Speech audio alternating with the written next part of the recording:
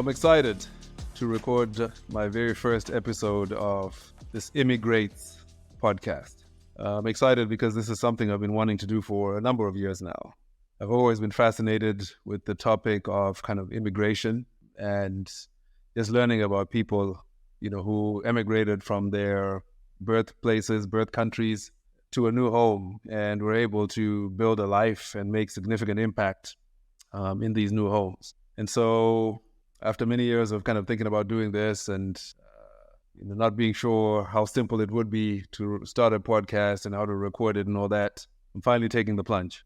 So welcome to Immigreats, the podcast where I tell stories of immigrants that are doing great things in their new homes. Today, in the first episode, I'm going to tell some stories about a man that needs not much introduction.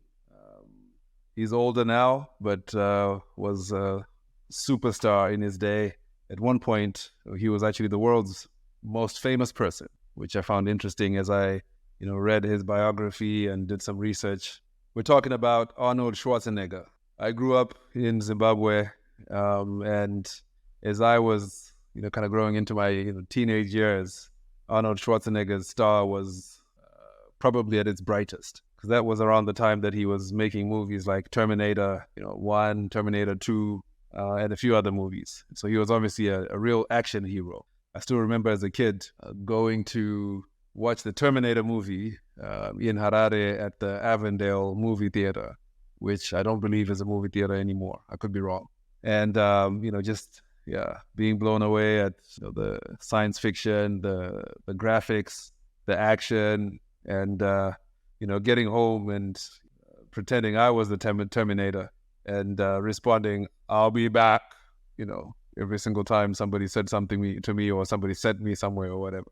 So because of that, I actually enjoyed reading about him and learning more about Arnold Schwarzenegger and about his life and just how he was able to immigrate and build an incredible life, turn his life into an actual movie, pun intended. Okay, so Arnold Schwarzenegger was born in Austria, in I think a small town called Graz, and he grew up there in the late 1940s, just after World War II. He comes from a family, small family, his mom, his dad, and, one older brother. I think his older brother was only like a year and a half older than him or something. And his dad was in the Austrian police by the time, Arnold came around, but his dad had served in the war, World War II. And in fact, in later years, once Arnold was now in America, an adult and become a superstar, there was some stuff that came out of the media that seemed to, associate his father with the Nazis and, accusations were thrown and things like that. But that's, kind of the world that Arnold was born into, being born right after World War II. For some reason, Arnold in his biography says that he, always felt like, Austria was too small for him, was boring, didn't give, too many options. The typical Austrian life, seemed to, kind of mean, a kid would grow up, after high school would go and, serve in the army, which was mandatory at the time, and then immediately go into some kind of apprenticeship and then take a job, in a trade job or work for the government for the rest of your life until you collect a pension and then die. And he didn't seem to be too excited about that. And when he was, maybe 10, 11 years old or so, he had started to go into a bigger town than his hometown. And, in those days, he was able to see some TV shows showing America. And, that was around the time, too, that he was getting interested in bodybuilding. And so, as he started to get into bodybuilding, he also started to get access to some bodybuilding magazines that were coming from America. And so reading those magazines and learning about America and the pictures that he was seeing in there really intrigued him and kind of made him decide that, when I grow up, I'm going to go live in America. That's where I need to be. It's a big country and I want to be big myself. So I'm going to find my way there. And so he starts getting into, gets into bodybuilding and takes it very seriously. When he's, in his late teenage years, he starts competing in bodybuilding professionally. And that actually ends up being his ticket to America. So he competes in a number of bodybuilding contests in Germany, and then also in the UK. There was something called the Mr. Universe competition that he got into. I think the first time that he competed in the UK, I think he came second, and he was like 19 years old, which was an impressive accomplishment and something that kind of made him feel like he actually had a future in bodybuilding. So he starts traveling, the world, competing. He ends up in South Africa at some point doing exhibitions as a young man. And then eventually one of the producers of a bodybuilding competition in America reaches out to him and flies him over to come and compete. So that becomes his first time in the United States, and he's blown away by what he's seeing. I think he first lands in New York City and just sees the size of it, the buildings, the energy, and just absolutely falls in love with America and is determined to make it home. He ends up kind of going back and forth between Europe for a little bit, and then eventually gets an opportunity to actually move and come and train in California. And so he moves to California. At this point, it's towards the late 1960s. He's in his early 20s and really just doesn't look back. Starts competing like crazy on the bodybuilding circuit. Wins a number of major bodybuilding titles: the Mr. Universe America edition, the Mr. Olympia, which I believe was the biggest title you could win back then. And he starts to get gain some notoriety because of his bodybuilding, and takes it very seriously. That bodybuilding leads to him starting his first business, which was a mail order business where people that were interested in bodybuilding could write to him for tips, advice, and then also some supplements and material that he was starting to create as a way to make money for himself. He had grown up without very much. His family was poor, according to his autobiography, that he grew up in Austria. They didn't have very much, and I can imagine, I think living in Austria coming out of World War II, kind of post-Nazi World War II, probably didn't provide a very encouraging economy, for the local. And so he wants to, get into business. He wants to make money, and so he starts this mail order business that gradually takes off. He leans into a relationship with the owner of a magazine, one of the bodybuilding magazines that he'd loved when he was a kid, and starts to use that magazine to market and advertise his mail order business. Starts to make some money, and that leads to some doors being open for him to get into real estate. He seems to just had a natural interest in real estate, and so he starts to get into real estate, and also makes friends through his bodybuilding, with some people that also are involved in bodybuilding, that are also involved in real estate. And that kind of opened some doors for him. And he talks about first buying the first property that he was living in, and then not long after that buying an actual apartment complex, buying on borrowing money, putting a down payment down and borrowing money to buy an apartment complex, and then getting tenants in there to basically pay for the loan. And he seemed to love that and had a natural aptitude for that kind of work. So he does that and continues to build a real estate portfolio that grows quite sizable over time. He continues to do his bodybuilding, and as that is happening, he starts to get kind of tired of the bodybuilding circuit, and at this point he's also decided that he wants to be a star. And by a star, I mean he wanted to be a movie star. And he starts trying to figure out how he could get into, become a movie star. When he'd first moved to the U.S., he'd starred in a movie, a Hercules movie, that didn't do very well at all. And he decides now that he's in California, Hollywood, he wants to really have a go at it. And what fascinated me was, the stories he tells about the number of people that told him that he wouldn't make it in Hollywood, that he wouldn't be a good fit in Hollywood because of the way he looks. Everybody assumed that because of how big, and muscular he was, that he could only be cast into roles that were, kind of, Hercules type roles, action, fighting, that kind of thing. And that's all he'd be able to do. The other challenge that he had was also that he still had a very, very strong German accent. I mean, if you listen to Arnold speaking even now, that he's in the 70s and has lived in America for the vast majority of his life, he still has a very strong accent. But it was stronger back then, and a lot of people felt like that would make it difficult for him to ever become a movie star. But one of the things that I do admire about Arnold Schwarzenegger, after having spent time reading about him, is just how, determined and focused he is. He's the kind of person who sets his mind on something and doesn't really care what opinions he's receiving.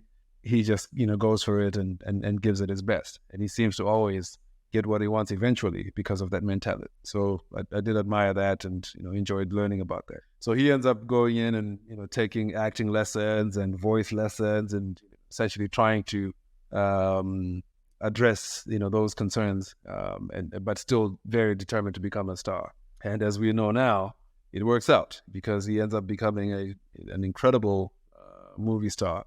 Initially did a lot of action type movies, but then was able to dabble into, other movies that were, comedy and not action or sci-fi over the years that did well as well. The story that he tells that I wanted to highlight on here is, and I remember watching this movie with my father. This would have been in maybe mid-90s. But he did a movie called Twins with an actor named Danny DeVito, where he and Danny's character are twin brothers who were separated at birth. Now, if you know Danny DeVito, Danny DeVito is short, tiny, not muscular at all, generally been overweight, every time I've seen him on TV. And so the plot is that these guys are twin brothers that were separated at birth, and they end up kind of being reunited. And I think Danny DeVito's character is kind of like a con artist or not kind of an unsavory character. And Arnold is the big, strong guy, but who's just so gentle and, is very opposite in personality. And something that fascinated me when I was reading about this is that when they negotiated the deal, to get paid to do this movie, both he and Danny, agreed that they were not going to take just get paid a salary. They wanted, to essentially participate in the profits and royalties of that particular movie. And the producers were willing to work with that because they didn't have much of a budget to work with in shooting, but also, it was kind of a risk, casting Schwarzenegger in that role. So nobody really knew if that movie was going to take off or not, and it did. And so I'm told, from what I read, that movie alone is responsible for Schwarzenegger himself making several tens of millions of dollars in royalty and just income from that decision over 30 years ago. So I found that fascinating. As he continued to build his acting career, he was obviously making more money, and so he started to double down in real estate. So he started to buy commercial real estate property, all in California. He seemed to have a knack for buying property in parts of California, kind of around the Los Angeles area, that were soon to rebound in value. That would be gentrified not long after his purchase, and so he made a lot of money from real estate and did really well for himself. He also would, as he became more and more famous, started to endorse products, and made quite a bit of money doing that. I didn't know this, until I read his story, that he was actually one of the celebrities that, was a shareholder in, the chain of restaurants that is Planet Hollywood. And that he put in quite a bit of time trying to help get that to take off. I don't think the investment, paid out as well as they had hoped, but that was something that he went into as well and gave a shot. I also didn't know that Arnold Schwarzenegger was the first person in the whole world to ever drive, the civilian version of the Hummer, kind of military vehicle. I thought that was fascinating too. It turns out that he actually was involved in the process of designing the civilian Hummer and kind of talking about what would be cool and what what to put in there, what features to put in there, and so on. And it connected with him because Schwarzenegger himself had to do some time in the army in Austria, right after high school, and he'd actually been a tank driver in the Austrian army. So I thought that was interesting. It took me back to a time when I was in university, and the civilian Hummer was really popular and was taking off and was featured in music videos and all this stuff. And I still remember kind of thinking, as somebody who'd grown up in Zimbabwe, where small cars, 1 liter engines, 1.2 liter engines, 1.5 liter engines were normal. It just blew my mind that that there was actually a vehicle as big as that Hummer that had a 6 or 7 liter petrol or gas engine. I remember thinking that was just insane. But yeah, it was a fun fact to discover that he was actually partly responsible for the development of that civilian Hummer and was involved in even marketing it when it first launched. Arnold's done extremely well for himself in business, and from his acting and all that. Internet reports seem to suggest that his net worth today is somewhere in the region of 450 million American dollars, which is incredibly impressive for somebody that arrived in the late 60s. He didn't have any money when he arrived, came in on a visitor's visa, and had to just kind of build his way from scratch. In fact, I think his first year that he was in America, he had friends and bodybuilding partners that were essentially putting money together to pay his rent, because he couldn't work and just needed a bit of that support. So that also kind of just had me thinking about how there are today many immigrants in America and in other countries in the world, that if they got a little bit of support, so it's a support from the community or from people around them until they could stand on their own feet. It just makes me wonder what all they might be able to accomplish, just like Schwarzenegger was able to do in business from the very humble beginnings he was coming from. I'm going to touch on a very interesting phase next of Arnold Schwarzenegger's life, which is when he ventured into politics. Okay, so Schwarzenegger, the boy who grew up in Austria, who immigrated to the United States in his early 20s, eventually actually ran for governor of the state of California in the early 2000s. And so I enjoyed reading about that period in his life as well. Again, he tells the story about how, he'd always, had a heart for public service and had always thought that later in his life he would want to get involved in public service. The fact that Arnold himself had, married into the famous Kennedy family probably helped that. So Arnold was married for many years and has 4 children, I believe, with Maria Shriver, who is, from the Kennedy clan. And he, obviously, grew up in that, or lived in that space with his in-laws. Interestingly, Arnold always identified as a Republican. His views were generally more on the conservative side, but he married into the Kennedy family, which generally has always identified as Democrat. So must have made for some interesting dinner table conversation. But yeah, Arnold ends up running for the governor of the state of California.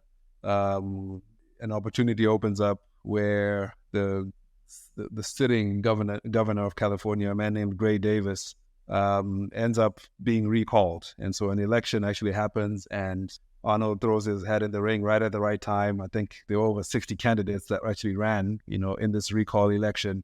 And, Arnold was able to use his, his fame, celebrity status, but also kind of position himself as an outsider who could come in and, do things differently from the traditional politicians, because California, much like, I suppose a lot of the political races in America today, generally their state legislature didn't get very much done because of the partisanship and, the fights between Democrats and Republicans. And so he kind of came in as, well, I'm fresh, I'm an outsider, and I don't care too much about the party positions. We just want to get stuff done, kind of thing. And Californians seem to, eat it up, and they voted him into office, and he found himself elected as the 38th governor of the state of California. And that, led him on a journey that's quite interesting to learn about too, with him being able to focus on, things that matter to him, things like education for kids, fitness in schools, but also trying really hard to navigate, budget shortfalls at a time when, state tax revenue was going down, and, things like that. And so, interesting phase of his life. I really do respect him for being able to pull it off. I don't think that it's an easy thing for somebody to kind of come as an outsider and, be able to actually run for a significant political office and be able to pull it off. So, hats off to him and his team, for sure. I'll touch on his family life in conclusion. He's had a very interesting family life. And Arnold talks about, when he moved to the U.S., how he was so focused on his career and trying to make it in America that he didn't do a good job of keeping in touch with his family back home in Austria.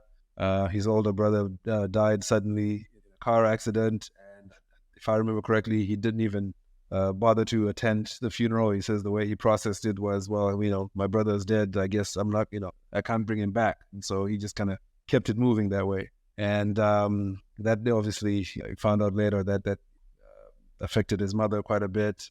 He'd always had a complicated relationship with his father, and when his father passed away, he started to try to build a relationship with his mother. So he started to fly his mother over on a regular basis. She refused to move from Austria. She wanted to live there, but she would come and spend, time with him and his family, months at a time in California. I think he says, all the movie sets he was on through from the late 80s into the 90s, his mother was present at some point at every single one of those. So she got to travel and see the world, and he got to build a relationship with. And he tells a story in this book about how his mother passed away, which was quite interesting. Turns out, so his mother, walked from, his childhood home to the town cemetery, which wasn't too far of a walk from how he described it, to go and put flowers on his dad's grave.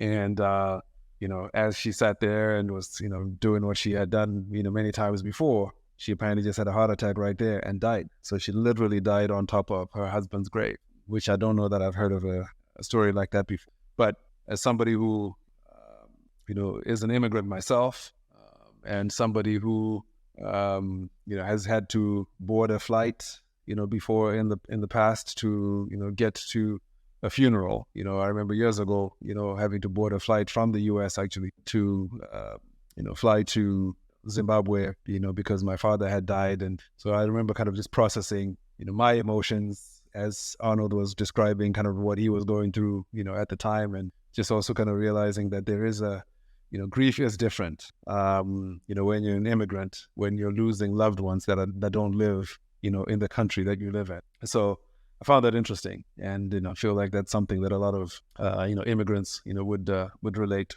to. Back to his family life. So I mentioned that he married Maria Shriver, who's from the Kennedy family. They had 4 kids together, and were raising their kids in California.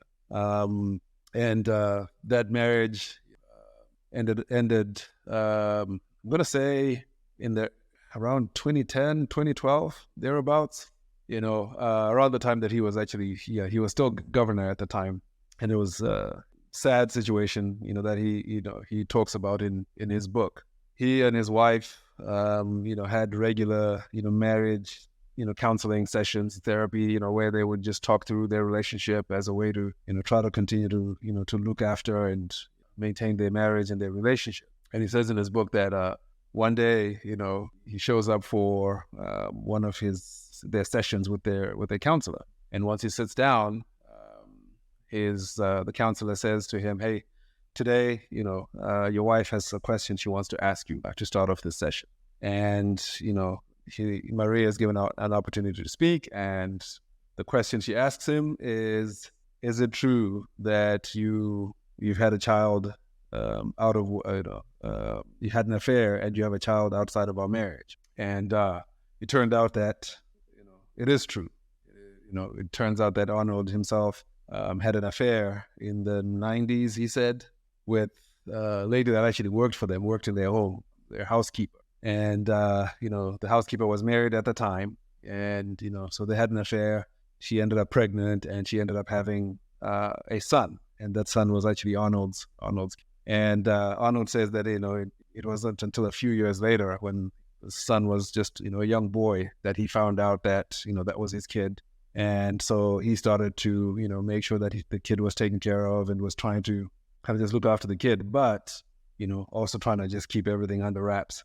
But obviously, the way the world operates, people talk, conversations happen, and eventually the rumor had actually reached his wife. And so she was confronting him about it at this meeting. And he had to, so he says he admitted everything, said that it was a mistake and apologized, and, was hoping that they would be able to kind of work through that and stay married, because that's what he wanted.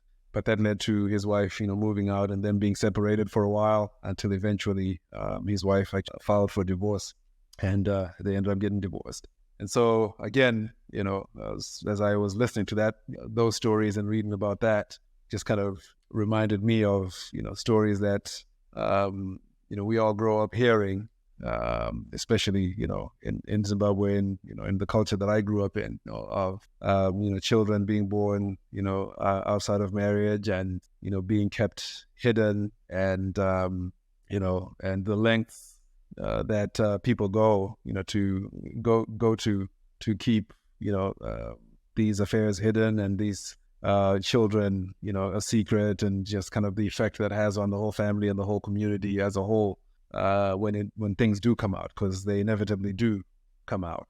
And so it was just interesting, as I was processing, that part of his story, and kind of just realizing, similarities from stuff I've seen, and kind of things that you grow up around, at least, where I come from. And so that was, quite interesting to learn.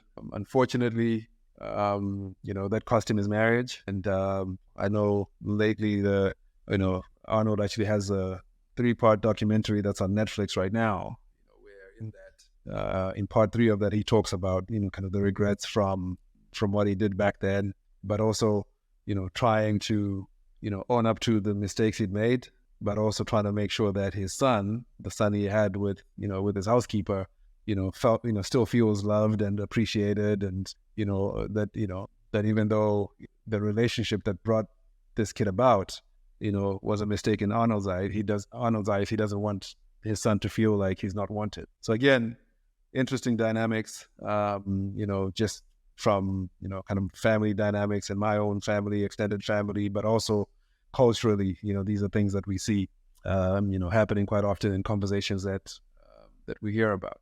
So it was interesting to kind of hear him process that. He definitely regrets it, definitely, realizes that, he messed up. And in this particular documentary I'm referring to, you actually can't help but feel sorry for him, because he seems lonely now that he's in his mid-70s. Looks like he lives by himself. I mean, obviously he's got, his kids are all grown, and he's got some grandkids, but I think the effect of the divorce and, kind of all of that stuff being exposed, I think it sits with him still, even today. So there's some lessons, I think, for all of us in that. Yeah, I found that, very interesting. So yeah, that's the story of Arnold Schwarzenegger in a nutshell. I think that he really is an immigrant that was able to do great things. I enjoyed reading about him, reading his biography, and kind of just him being vulnerable and sharing about his struggles and challenges, because, it also is that reminder that even people that accomplish great things are flawed, can be flawed, and that sometimes, they have to work hard to accomplish great things in spite of their flaws and their shortcomings and weaknesses. And I think that's an encouragement for all of us, because nobody is perfect. I know I'm not, but there is opportunity, I think, to still try to make a decent life, a good life, for yourself and for your families, but also lessons to learn to do a better job of looking after our families and loving our loved ones and those that are close to us. Also being able to learn from the regrets that somebody like Arnold does share in his story.